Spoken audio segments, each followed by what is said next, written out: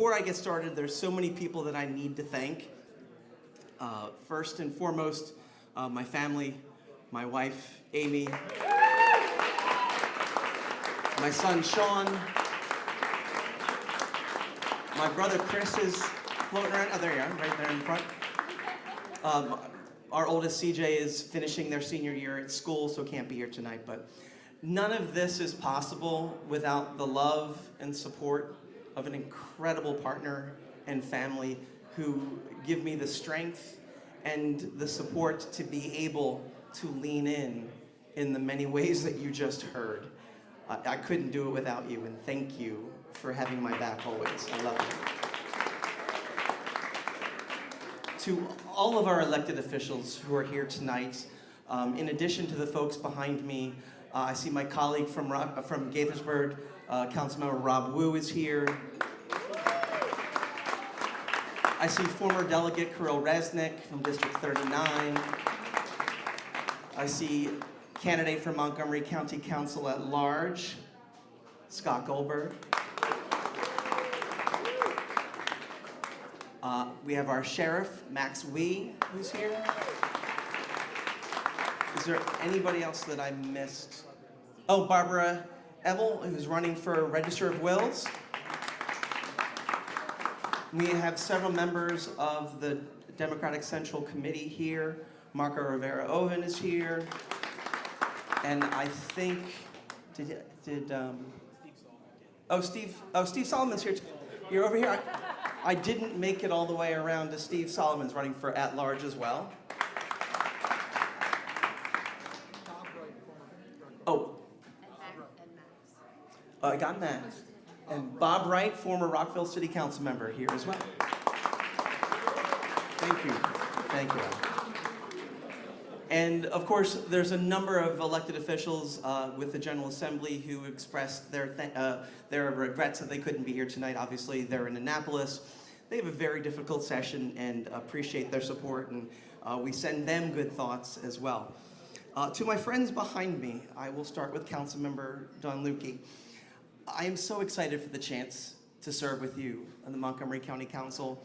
Thank you for being the very first person to encourage and endorse me to run for this office. As you heard, Don and I got to know each other, bonding over some concerns and frustrations that we had with maybe some decisions and thoughts there. But Dawn is one of the good ones, and we need her back on the Montgomery County Council.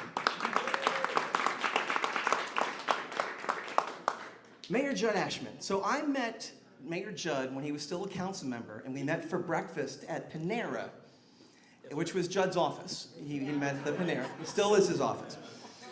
My neighbor, Beth Juniam, kept telling me, you've got to meet Judd, you got to meet Judd. And I am so glad that I did. That conversation changed the trajectory of my life in a very good way, because I would not be here tonight had I not had that conversation. And I have learned so much from Mayor Ashman. I learned how to bring people together. I've learned how to navigate difficult conversations. And if I've learned anything about Judd Ashman, is that he will make a fantastic county councilman.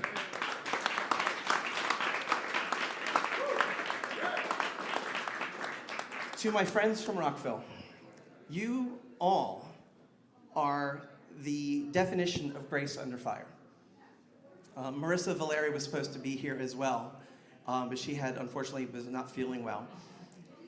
The Rockville Council has withstood vilification and personal attacks, but they have stood their ground and they have upheld their values. I am so proud to know you guys, and I'm so grateful for your friendship, and I look forward to continuing that friendship for many, many years to come.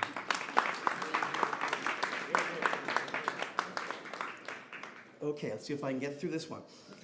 Through my dear friend Joy.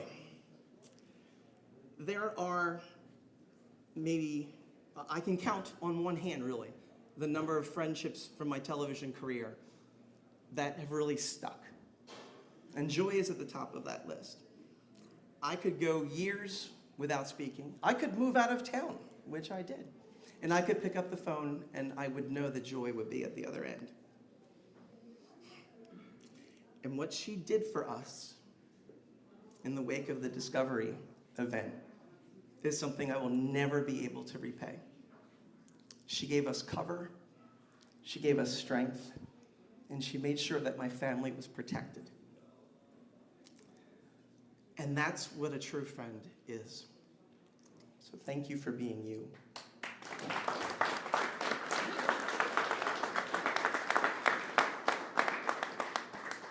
In my time of need, joy meant the moment. She wasn't asked. She just sprang into action. Because that's what leaders do. That's what meeting the moment is all about. Seeing the need and taking action. Not because you've been asked, but because your conscience demands it. Meeting the moment means finding leaders who are willing to step up and use their God-given gifts to make a real difference in our community. Not virtue signaling or lip service, but making difficult, constructive decisions that can help get our county back on track. I'm going to be honest. The thought of running another 12-month campaign after completing a 6-month re-election campaign was daunting. It was not my first choice, honestly. It would have been so much easier to rest on my laurels and let the torch pass to someone else. But that's not what this moment demands. And let's be honest, that's not really my style either. And the more I thought about it, the more I came to realize that my experience in Gaithersburg can be a tremendous asset for Montgomery County. And that's why we're here tonight, to officially kick off my campaign for Montgomery County Council at Large.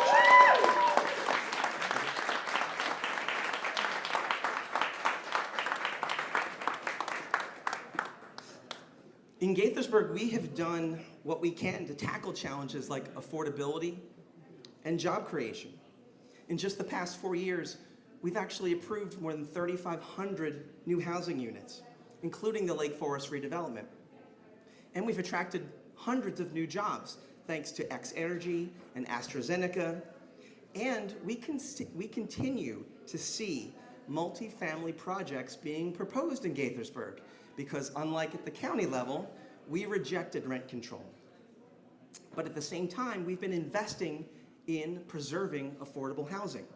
We created a multifamily improvement loan program so that landlords could make sustainability improvements to their properties without jacking up their rents. And we increased our down payment assistance program for city residents, helping working families achieve the goal of the dream of home ownership. And that is a model that I want to expand to the county. So tonight, I am proposing a $40 million workforce housing down payment assistance fund to invest in families, not landlords, so we can get 1,000 working families into their first home.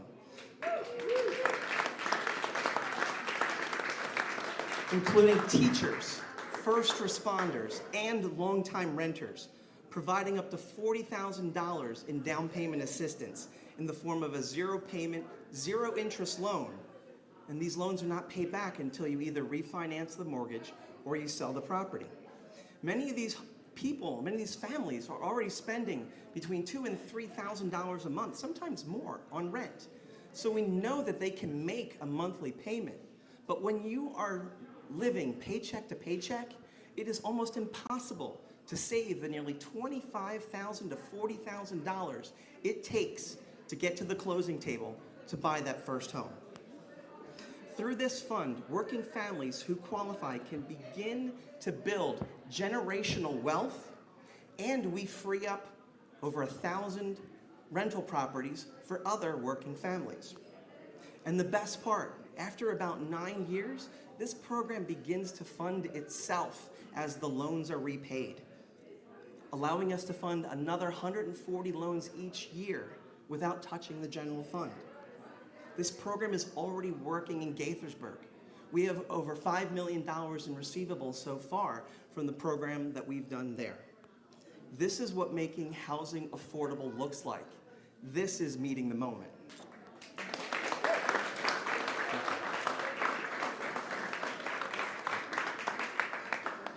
Meeting the moment also means getting our economy going. At a time when everything is getting more expensive, thanks to Doge cuts and Trump tariffs and mass layoffs, which seem to be hitting Montgomery County more acutely than anywhere else in the country, our taxpayers cannot afford to pay higher taxes. Our county budgets continue to explode. Since 2002, our county budget has increased 240%. But our wages and our job growth have failed to keep pace. We need to encourage investment. We need to tell industry, we want you here in Montgomery County, not across the river in Northern Virginia, not up 270 in Frederick, but here in Montgomery County. It's also time for this county to recommit to the economic vitality of Silver Spring.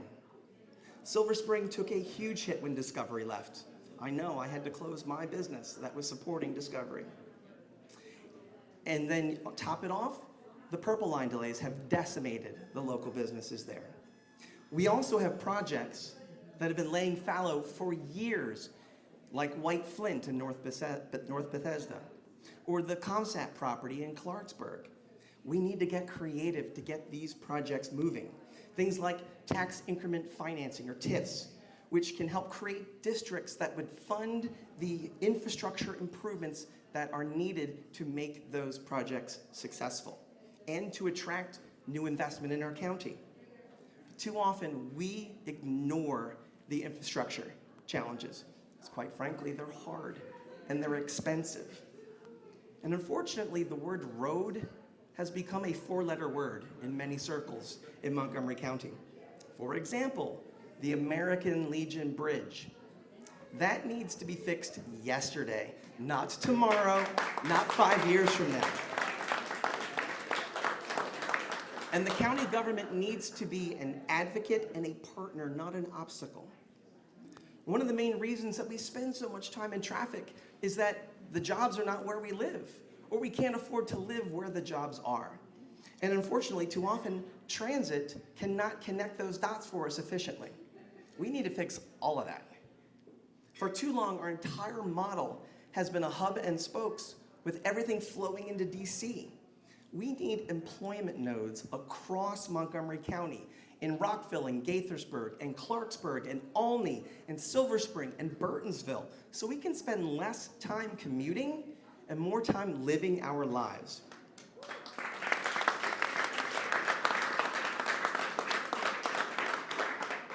And meeting the moment also means strengthening our communities. We've already talked a little bit about public safety, and that continues to be an ongoing concern. Staffing shortages at Montgomery County Police have stretched their resources so thin that a couple years ago, MCPD had to eliminate their patrols in Gaithersburg, Rockville, and Tacoma Park. And we had to scramble to hire new officers to make sure that the community stayed safe. And if that wasn't bad enough, there are a slew of retirements on the horizon that not enough people are talking about. Councilmember Lukey's talking about it, but we need to talk more about it. We need to have a solution. Complicating matters is that there are many sworn officers who do not feel supported by certain members of this county government. We can support our police and ensure that our community's civil rights are protected, and we must. On day one, I will meet with Montgomery County Police and any of my county colleagues who would like to join me and reset the relationship between the County Council and MCPD. As you've heard, I have seen their professionalism up close, and I'm alive because of it.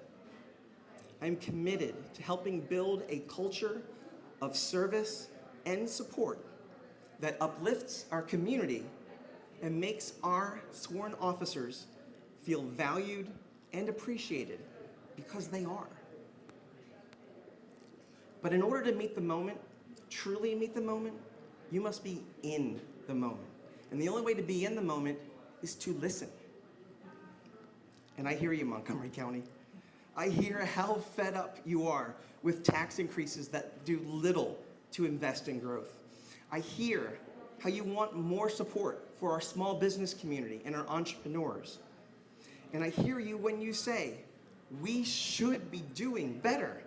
We can do better. We can meet this moment. But the only way that we can is with your support. My colleagues have made several pitches already, and I will make one as well. We are doing public financing. We are already halfway to our goal, just 5 weeks since I announced my campaign. And that is a testament to you and your belief that we can build a better future for our county. If everyone who has donated already found one more person to contribute, then we would qualify for matching funds tomorrow. So I'm giving you homework. My challenge to you is to find one more donation. It could be your spouse, it could be your neighbor, or better yet, get your social circle together and host a meet and greet so we can talk about the issues that are important to them. This is how we meet the moment. Coming together as a community, listening to one another, and building a better future for all of us. And that future begins today.